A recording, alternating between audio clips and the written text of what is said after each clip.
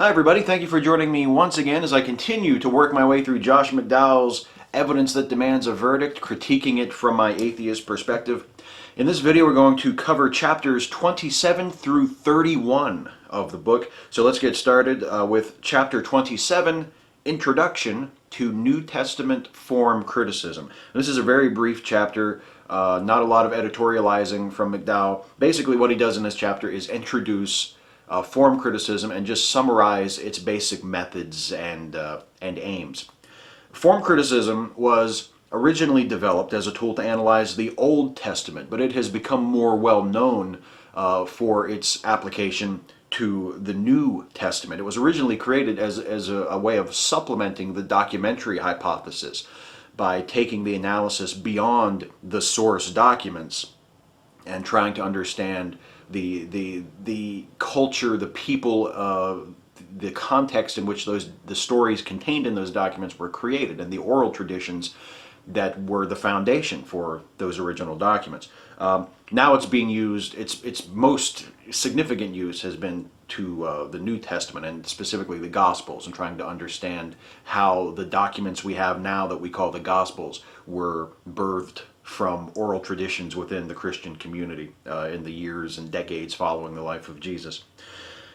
So, although it differs from the documentary hypothesis in important ways, the goal of form criticism is ultimately the same as the goal of the documentary hypothesis, and that is to demystify or demythologize the scriptures and to allow us to understand what they actually are and how they actually came to be. The Bible itself and much of Christianity would have us believe that these are inspired documents that were created through some transcendent process of divine revelation or inspiration, but that isn't the truth. The aim of form criticism, like the documentary hypothesis, is to try to recover that truth. Where did these documents actually come from? Why were they written? What purpose were they originally intended to serve? Who wrote them? Who invented these stories? Who first started propagating these stories? This is the aim of form criticism. By focusing on discovering the original oral traditions that shaped the text, what eventually became the text, form criticism concerns itself with illuminating the original context in which these stories were told. The three major proponents of form criticism that McDowell deals with in this chapter, in this entire section on form criticism, and not the only ones, but the three major ones, are Martin Debelius, Rudolf Bultmann, and Vincent Taylor. And Debelius and Bultmann were Germans. Taylor was British, and they all took this concept of going beyond the sources of the text to understand the original forms that was originally developed to study the Old Testament, and they applied it to the Gospels to try to understand where the Gospels came from and what the Gospels actually were. All three of them did most of their major work in the mid-20th century, in the years between World War I and World War II. And that is it for chapter 27. As I said, it's mostly just a summary. There's really no editorial content from McDowell himself. And from what I can tell, this is a good introduction in a general way to what form criticism is. Again, I'm not a scholar, I'm a layman, I'm not an expert on this material in any way, but just to my untrained eye, for whatever that's worth, that seems like a decent enough introduction to what form criticism is and what it aims to do. So, let's now move on to chapter 28, which is titled Historical Skepticism. And the first section of chapter 28 is titled Basic Assumption. And the first half of this chapter is yet more just straight summary, background information, not much editorializing or commentary from McDowell.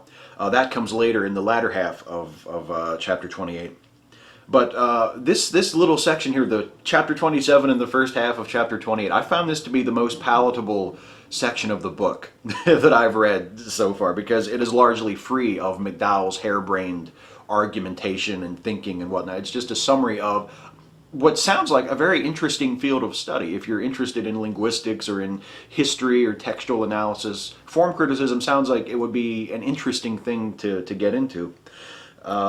And since McDowell has not yet begun to try and attack it and refute it with his usual half-assed dipshit methods, it's actually a really interesting read, especially compared to the rest of this shit. So, McDowell briefly summarizes the opinions of Albert Schweitzer, Martin Debelius, Rudolf Bultmann, and Ernst Kassmann as who are the major sources he cites from the side of the form critics who speak about the historical truth of the Gospels. They are all concerned with how to discover the genuine historical truth of what the Gospels are, and the details within the Gospels that may be actually historically true and authentic. All five of them agree that little to nothing of an actual historical Jesus is present in the Gospels. They agree that the original purpose of the Gospels was not historical, but rather to proclaim Jesus Christ in a more general way, in the sense of his message and his character and his purpose, not so much to tell people his biography. Bultmann claims that nothing apart from the fact of his execution can be known about Jesus today with reasonable certainty. Now, and the others are not quite that skeptical. They feel that there are some other fragments of historical truth that can be derived from the Gospels beyond the execution of Jesus. But again, the agreement is, generally speaking, the Gospels are not a very good source for historically authentic information about Jesus.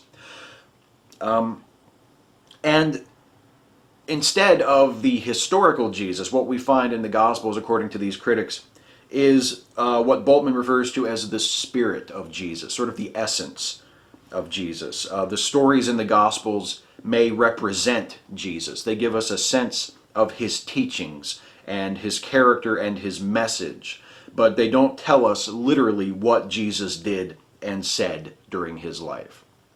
And Kassmann puts it another way. He says the historical element in the story of Jesus has been replaced by the message about Jesus that the community which propagated the story wanted to send about Jesus.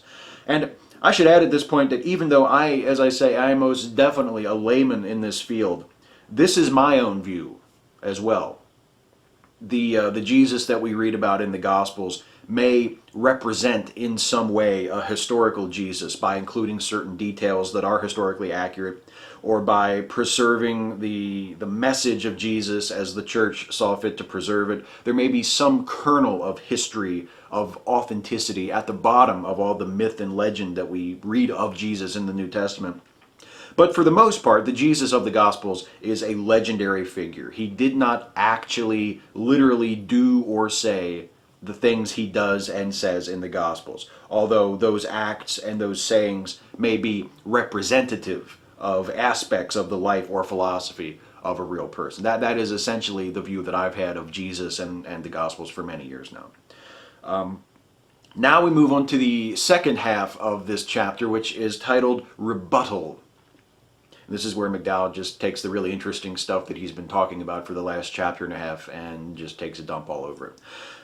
McDowell's most overarching objection to form criticism, the one that keeps popping up again and again throughout the rest of the material we're going to cover in this video, is that the conclusion of form criticism is that Jesus was not supernatural, he was not a miracle worker, he was not the Savior of mankind. Or as McDowell quotes George Ladd saying, quote, "The Son of God incarnate in Jesus of Nazareth becomes a product rather than the creator of Christian faith." And again, that is George E. Ladd from his book, The New Testament Criticism, quoted in Evidence That Demands a Verdict by Josh McDowell. And McDowell quotes several other authors, all of whom share his queasiness with this implication of form criticism. If the Gospels aren't actually reliable as literal historical sources, if the Jesus of the Bible is not exactly the Jesus of history, then the embodiment of God's revelation in the person of Jesus, if indeed you still find a reason to believe that that was such a thing, cannot truly be known. And Jesus is reduced from the miracle-working, resurrected Son of God to a preacher and would-be prophet about whom almost nothing can be known. And you can see from how McDowell and his selected supporting experts bridle at that notion, at the notion of a natural, non-divine, largely unknowable historical Jesus, that their true aim here is not to discover the truth about Jesus, whatever it may be, but to defend their religious beliefs, no matter how the facts may contradict those beliefs. That's been the aim of McDowell from the beginning, from the first page of this book, despite his claims to the contrary. McDowell argues for the historical reliability of the Gospels, once again, by returning to the same argument that he's used in this book over and over and over again, and the same argument that apologists usually use when they're trying to defend the historicity of the Bible, the Old Testament or the New Testament, and that is that since the text can be shown to be accurate concerning certain historical details, it should be given the benefit of the doubt from start to finish and be viewed overall as a reliable source of history. It's the same argument that we've spoken about multiple times in this series, and it just doesn't work. It's just not a good, sound argument. And it's not an argument that is applied by the people who apply it to the Bible to any other document. McDowell quotes F.F. Bruce, who describes Luke, the traditional author of the Gospel of Luke and the book of Acts, as a writer of demonstrable accuracy. When the accuracy of Luke can be tested, Bruce says, he shows himself to be reliable. And since accuracy is a habit of mind, we should assume that Luke's Gospel is essentially accurate. And by implication, so are the other Gospels, which agree with Luke. There are two problems with this.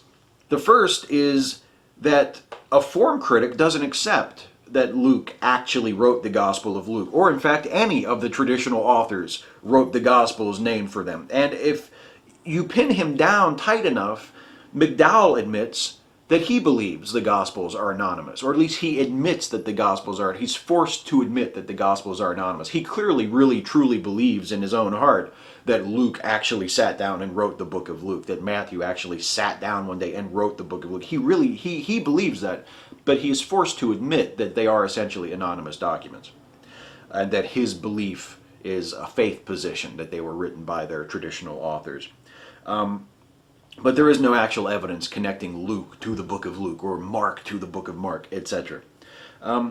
So that being the case, Luke's supposed accuracy as a historian is irrelevant, because the stories contained in the book of Luke originated as oral traditions shared within the church. And when they finally were written down, it was probably someone other than Luke who did the writing. So the accuracy, supposedly, of the writer is completely irrelevant, because we have no idea who the writer was. There probably were multiple writers, and whoever wrote it down in any way was writing down oral traditions that had been passed down. So an accurately recorded, inaccurate oral tradition is still an inaccurate oral tradition. The second problem is Luke's gospel contains the same unbelievable elements that inspire skepticism in the other three gospels, and in fact in the Bible as a whole. Luke's gospel actually, if you look at it a certain way, contains even more of these incredible elements than the other three gospels. Luke's gospel records more miracles of Jesus than any of the other three gospels. He includes the virgin birth. He has Jesus healing the sick multiple times, exorcising demons, feeding multitudes with just the loaves and fishes, calming the storm by his command, Jesus returning to life following his crucifixion, and then the ascension, where Jesus is lifted bodily into heaven, conveniently leaving no trace behind and never to be seen again. That's all in the book of Luke. The rigidly accurate, habitually authentic and accurate and precise, reliable historian Luke talks about Jesus being lifted into the sky magically, never to be seen again. McDowell and Bruce claim that Luke is accurate in areas where he can be tested, and for that reason we should accept those more preposterous details. We should give Luke the benefit of the doubt because he was right about the other stuff. Why wouldn't he be right about the ascension or the resurrection or casting out of demons or calming the storm or any of that stuff? Well, I contend that those miracles of Jesus comprise an area where we can test Luke. I don't think we just have to accept those based on the areas that we can test. I think those are part of the area that we can test. Do we have any archaeological evidence that we can refer to when thinking about these miracles? Well, no, we have none. We have no archaeological evidence for Jesus of any kind. Do we have any extra biblical records of the miracles that we can refer to? Again, no.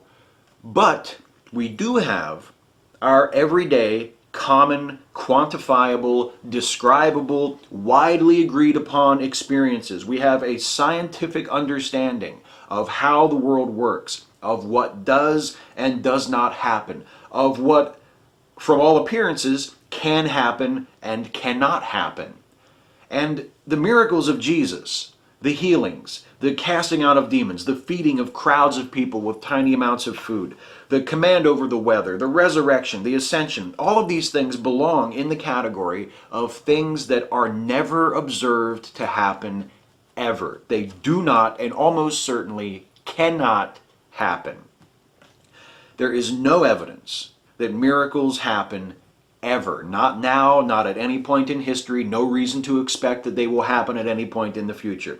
Since Luke provides us with no evidence that the miracles it depicts actually happened, our objective, impartial conclusion must be that these miracles are just as imaginary as the miracles attributed to Buddha, Muhammad, Joseph Smith, and all the other religious figures who claim the ability to perform miracles or are said to have performed miracles by the scriptures or the traditions of their faiths, which are all rejected by Christians like Josh McDowell. And given that Luke records more miracles of Jesus than any other gospel, it seems to me that his accuracy is hardly anything to crow about. McDowell would like us to take Luke's accuracy in other areas as assurance that the miracles he records did happen. But for me, the effect is exactly the opposite. The unavoidable presence of miracles in the Luke narrative arouses my skepticism about the entire story. When I hear someone talking about angels and demons and resurrections and ascensions to heaven, that causes me to doubt their accuracy and their dependability no matter what they're saying. Well, McDowell ends the chapter by arguing that Jesus should be evaluated impartially and that form critics are not treating Jesus with the same level of skepticism that they would another ancient figure, such as Julius Caesar. They're being too hard on Jesus, McDowell says. McDowell cites F.F. Bruce, who declares that the historicity of Christ should be regarded to be as axiomatic as the historicity of Caesar. He also declares that only non-historians support the Christ myth theory. Well, to take that last point first, the architects of form criticism that McDowell is addressing in these chapters, Bultmann, Debelius, Taylor, etc., they all believed in a historical Jesus. They were not proponents of a Christ myth theory. In fact, in this book, McDowell quotes Bultmann as specifically rejecting the notion that Jesus never existed. So even bringing up the Christ myth theory is completely incoherent. The form critics are not Christ myth proponents. And as to impartiality, I would argue that unbiased historians do treat Jesus in the same way that they treat Julius Caesar or Alexander the Great or any other ancient figure who we know existed but around whom a legend has grown. Julius Caesar is universally accepted to have actually existed. We have sources for the life of Caesar that are treated as very dependable. But nobody seriously believes that Caesar is descended from the goddess Aphrodite through her son, the legendary hero Aeneas. Alexander the Great is likewise accepted as a real and significant historical figure. But no one today seriously thinks that his true father was Zeus. These are legendary stories that have been written and told about these historical figures that have been filtered out by historians. We can see that this is myth, this is legend, and we filter it out. We reject it as history. That is the same thing that is done with Jesus. The problem is, with Jesus, there's not much else left after we take out the legend and the myth. If we applied McDowell's methods to the legendary material that we find in the various sources for Caesar or Alexander, we might ask ourselves Why would the admirers of Caesar or Alexander include false information in their biographies? And if it were well known that Caesar and Alexander were not actually descended from gods, wouldn't these stories have been corrected by people who knew better, or simply rejected by the communities that they were shared with? Why would those who wanted to remember Caesar or Alexander be interested in preserving stories about them that contained false information? Maybe we should give the legends about Caesar and Alexander the same unshakable benefit of the doubt that McDowell wants us to give to the Gospels. After all, why shouldn't we? Despite the all-or-nothing approach that McDowell and his supporting experts take toward the Gospels, it is possible to simultaneously accept the existence of an historical Jesus and acknowledge that much of what we read about that Jesus in the Gospels is not historically accurate. And I think that's exactly what we ought to do.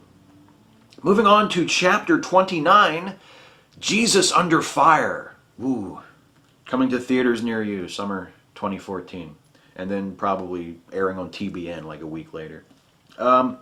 Jesus Under Fire. McDowell begins the chapter with this very telling quote. Quote,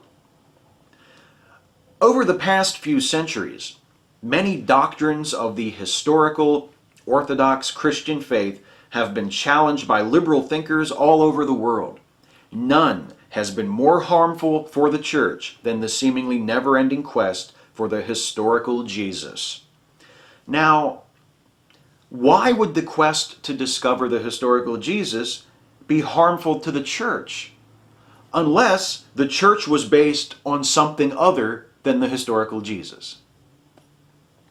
McDowell summarizes 3 quests for the historical Jesus that have taken place in biblical scholarship over the last 2 centuries. The first quest took place in the early to mid-19th century, and it was best exemplified by D.F. Strauss's book, The Life of Christ, which argued that the miracle-working supernatural Jesus of the Gospels can only be understood as a non-historical myth. Strauss seems like a reasonable fellow.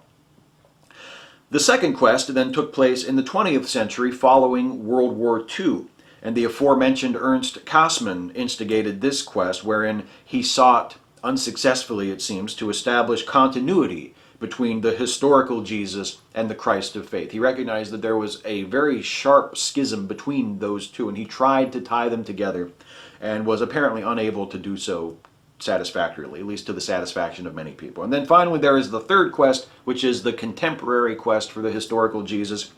And this quest seeks to place Jesus in his context of the first century Jewish community. And this quest is exemplified by the work of the Jesus Seminar, which uses methods like those of Strauss and Bultmann to recover accurate historical details about the historical Jesus from the mythology of the New Testament, which leads us directly into the next section of this chapter, which is titled The Jesus Seminar.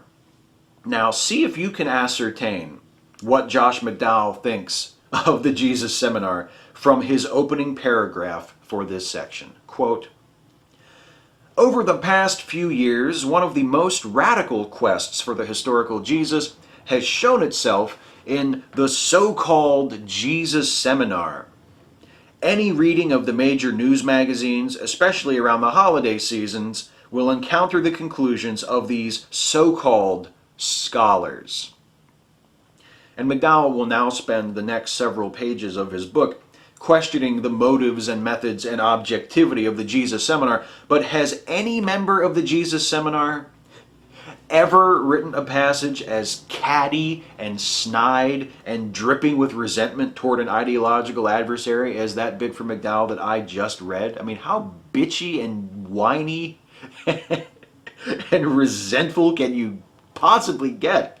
So, like Lee Strobel when he dealt with the Jesus Seminar in The Case for Christ, McDowell does not actually consult any actual members of the Jesus Seminar for information about them. He doesn't even quote any of their books, which is really unusual for him because, at least with the form critics and the documentarians, he does occasionally quote from their actual work. But with the Jesus Seminar, nothing.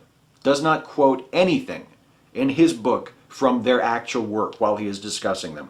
What he does is he turns to fellow critics of the Jesus Seminar, just as Lee Strobel did, and uses them as a source for information on understanding the methods and the aims of the Jesus Seminar. And the big one that he quotes is our old friend Norman Geisler, who is the co-author of the book that I did the previous one of these series about, along with Frank Turek, I Don't Have Enough Faith to Be an Atheist.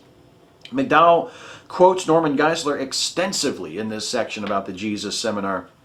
And he quotes him first to describe the members of the Jesus Seminar. And it seems, according to Geisler, the Jesus Seminar members are mostly professors, with some pastors and filmmakers thrown in there as well.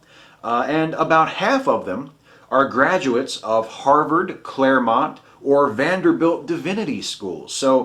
So much for their so-called scholarship, I guess. Another quote from Geisler describes how the Jesus Seminar has declared to carry out its work in public. And Geisler interprets this, as does McDowell, as the Jesus Seminar seeking publicity. And that's something that you hear a lot from Christians who are against the Jesus Seminar. They're always talking about how, oh, they're always on magazine covers, they're always on TV, they're always in documentaries. They can't do this work in a scholarly way. They can't do this just in the university or within the scholarly community. They're always on TV, they're always courting the publicity. And if McDowell actually describes them as, actually he's quoting Geisler as carrying out a public information campaign for anti-supernatural theology. And my question is, if the popular nature of the Jesus Seminar's work is such a problem, what the fuck is this? Is this an academic work? Does Josh McDowell think that this is a serious academic work? Josh McDowell is not a scholar from a major university. He doesn't debate his views within the scholarly community. He writes works of popular apologetics that are targeted at a wide audience. A wide audience of Christians, I grant you, but they're not written for academics, for scholars. They're written for laymen. They are popular works. And another thing, Josh McDowell has been on TV more times than I can even remember. Granted, most of those times were on TBN, but a lot of people watch that shit. And I very seriously doubt that Josh McDowell has turned down too many interview requests. So, McDowell also ridicules the Jesus Seminar for voting on the authenticity of the sayings of Jesus, using colored beads to indicate how certain each member is of the authenticity of a given saying. And Geisler is quoted again declaring that the truth is not determined by majority vote. This is another big problem that critics of the Jesus Seminar from the evangelical Christian community have. They make a big deal out of the vote. They're voting on the sayings of Jesus. You can't vote on the truth. Well, Geisler is correct. Truth is not determined by majority vote, but that's not what the Jesus Seminar are doing by taking this vote. The opinion of a group can be determined by a vote, and that is what the votes taken by the Jesus Seminar members are being used to determine. It's a way of judging the consensus of the group. How many members think saying X of Jesus is authentic or inauthentic or somewhere in the middle? It's not using a vote to decide the truth. It's using a vote to determine the opinion of the members of the group. Finally, McDowell attacks the Jesus Seminar for rejecting the supernatural episodes in the Gospels. Anti-supernatural bias, he calls it. He declares it once again. His word of the book is anti-supernatural bias. And he's not alone. Besides Norm Geisler, who is quoted again on this subject, there's also Gary Habermas, who some of you may remember from him being one of the experts that Lee Strobel interviewed in The Case for Christ. And McDowell quotes Habermas as saying, quote, "Although the Jesus Seminar has received much attention from its treatment of the historical Jesus, their conclusions must be apportioned to the data. As a result, their basic rejection of the supernatural events in Jesus' life is unwarranted." And that's again Gary Habermas from his book, The Historical Jesus, quoted in this book by Josh McDowell. And when he says data, he's referring to the New Testament, in case you didn't get that. The data on the supernatural that Habermas criticizes the Jesus Seminar for rejecting are found in the 2,000-year-old stories created by people who believed in angels and demons. Those are the data that we need to consider. Next section, the Christ of faith, or the Jesus of history. McDowell argues that there should be no separation between the Jesus of faith and the Jesus of history. After all, if the Jesus of faith is not the Jesus of history, then his words and actions as recorded in the New Testament have no real significance. Furthermore, McDowell argues that it is the critics, the form critics, like Bultmann and the members of the Jesus Seminar, who are denying history, not folks that agree with him, because they're the ones that are dismissing the Gospels as non-historical without any basis, other than, of course, their anti-supernatural bias. And this is more projection from McDowell accusing critics of denying historical evidence, when in fact it's that very practice that enables him to cling to his own dogmatic beliefs about Jesus, the man with the magic sin-washing blood. McDowell's position about Jesus, about the Gospels, about the truth of the Bible, is built on two parallel columns. First, there is the assumption, based on nothing but the authority of the text itself, that the Bible is a historically reliable source. That's the first pillar. The second pillar is the insistence that those who reject the Bible as an historically reliable source do so only because of an unjustified anti-supernatural bias. The first pillar is a circular argument that McDowell would immediately reject were it made in defense of any other holy book. And the second is a mischaracterization of naturalism, which, as I have said multiple times in this series, and I apologize for repeating myself yet again, but naturalism is not dogmatic. It is based on the common experience of a reality that does not seem to include miracles, and which could be refuted by a single case of a genuine verified miracle. Anti-supernaturalism, naturalism, is falsifiable. Just show me something that doesn't have a natural explanation. And there you go. The fact that McDowell cannot do that, and nor can any other Christian or anyone else who believes in things like miracles and the supernatural and angels and demons. My naturalism, the naturalism that most atheists hold to, the naturalism that it seems like a lot of the form critics, despite their Christianity, hold to in some sense, it's falsifiable. If you want me to accept that miracles are possible, then show me a miracle, man. That's all you have to do. Just show me a miracle. McDowell closes the chapter with this, quote, "Now the verdict must be delivered. Every individual must decide whom to believe. The erudite philosopher centuries removed from the Jesus who walked on earth, or those who walked with him and died for him." I will go with the erudite philosopher. Oh, wait, no. I'm confused. Which one of those believes in talking snakes? Chapter 30, Conclusion to Form Criticism. McDowell lists some of what he considers to be positive contributions of form criticism, and these are things like increasing the understanding and appreciation of the various styles and structures of the Gospels, showing how complete harmonization of the Gospels is neither possible nor necessary, helping to explain variations in parallel accounts that we find in the Gospels. But ultimately, McDowell declares form criticism's ultimate goal of discovering a historical Jesus apart from the Jesus of faith to be a failure. And while that may be true, it's not entirely the fault of form criticism. It seems much more likely to me that the failure to recover the historical Jesus in any great detail is due to the lack of interest in the early church in preserving the historical Jesus instead of the mythical Jesus that we have today. I'll have a bit more to say about this at the end of this video, but for now I'll just say that form criticism has accomplished quite a bit simply by giving us good reasons to believe that the historical Jesus, whoever he was, whatever his life was actually like, is distinct from the Jesus of the Gospels, and that the Jesus of the Gospels however much he may represent the message of the historical Jesus, or at least the message of the church that the historical Jesus inspired, is mostly a product of myth. And finally, chapter 31, Modern Theology and Biblical Criticism by C.S. Lewis. As I mentioned last week, this is a reprint of an essay by C.S. Lewis in chapter 31. McDowell has brought in a ringer.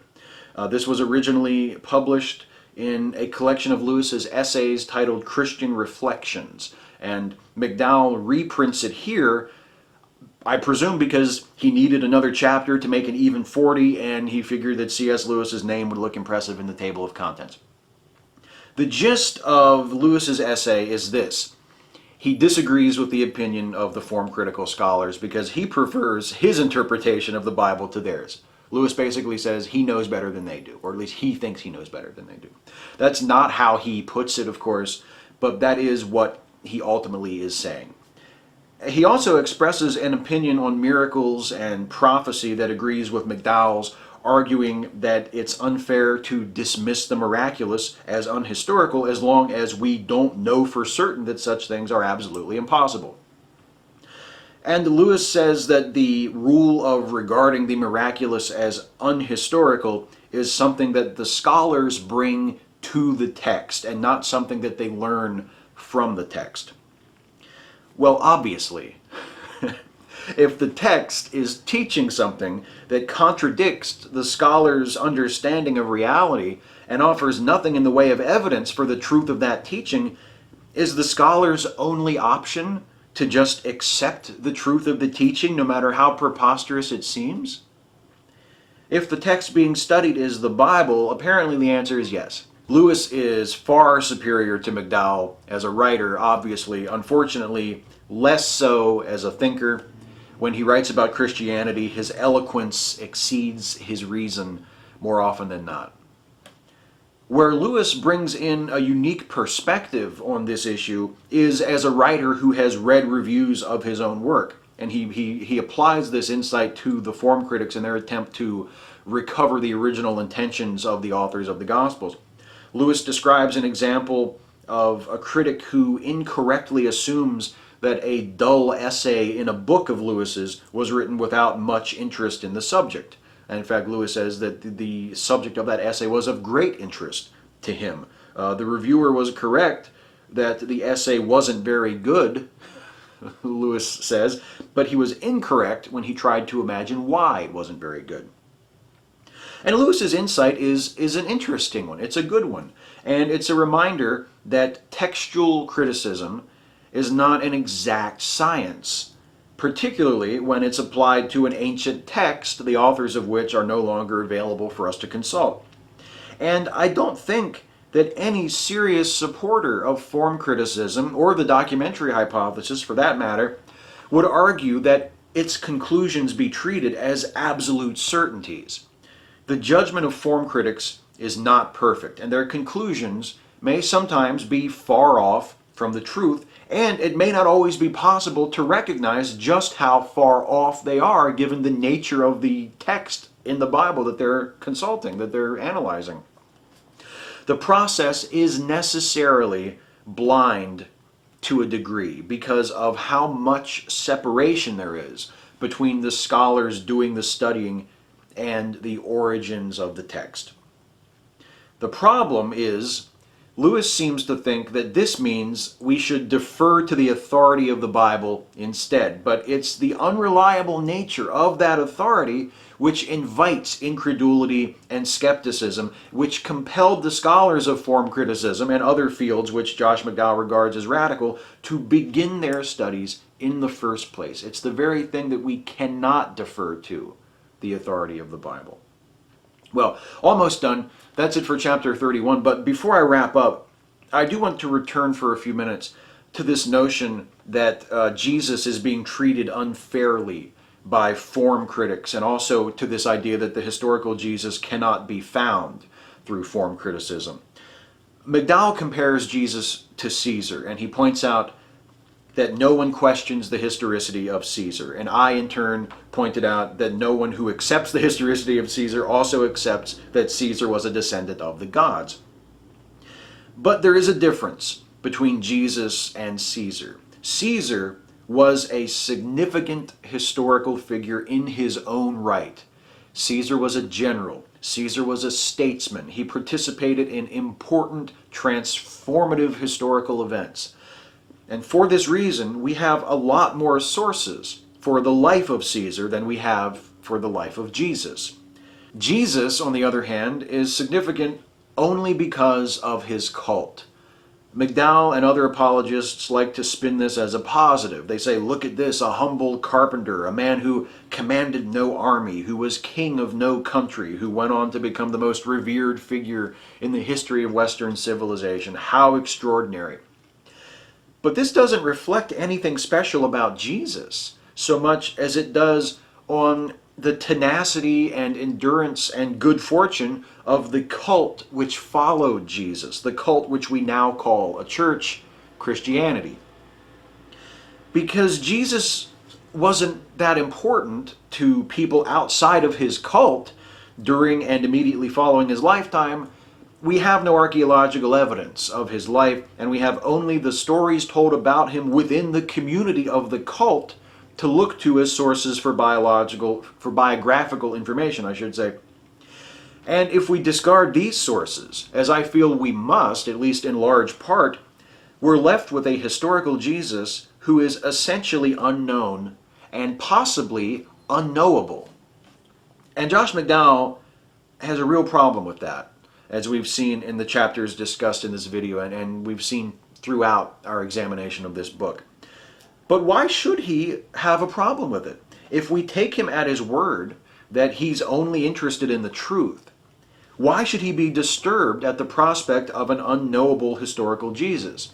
If he truly means to find the truth, whatever it is, rather than defend his dogmatically held religious beliefs, then he should courageously embrace the truth, whatever it is, and whatever its implications for those beliefs. But that isn't what McDowell is really after. It's been clear from the start of the book that McDowell's only interest is in defending Christianity, regardless of what history, not to mention science and reason, has to say about it. And not just Christianity as a whole, but his particular version of Christianity. Because I remind you that these form critics we've been discussing in this video, Bultmann, Debelius, Taylor, Kosman, etc., were also Christians. These were not atheists. These were not secularists. These were religious men who valued their faith, who wanted to share their faith with others, who worried that their faith could not be accepted by modern, intelligent, sophisticated people. And they were struggling to find a way of understanding their faith in Christ that corresponded with reality. And it is a struggle by which Josh McDowell is evidently not burdened. Well, that is now it for this video. I'm done. That's all I'm going to talk about. In the next video in the series, I will begin talking about part 4 of the book. This was the conclusion of part 3. Part 4 is titled Truth or Consequences, and we will look at the first 3 chapters of part 4. Chapter 32, The Nature of Truth. Here we go with that again. Chapter 33, The Knowability of Truth, and Chapter 34, Answering Postmodernism. Once again, we transition from Josh McDowell, the half-ass historian, to Josh McDowell, the half-ass philosopher. That should be a lot of fun. We're closing in on it, fellas and ladies. Boy, I sounded sexist just now. Folks, we're closing in on the end. We only have 3 more episodes of this series to go, and then we're done. So next week, chapters 32, 33, and 34. This has been fun in a way, but I'm looking forward to it being over. Thank you all so much as always for watching. Please feel free to comment on anything you've seen, argue, agree, whatever. I look forward to reading anything you have to say, and I will see you in the next video.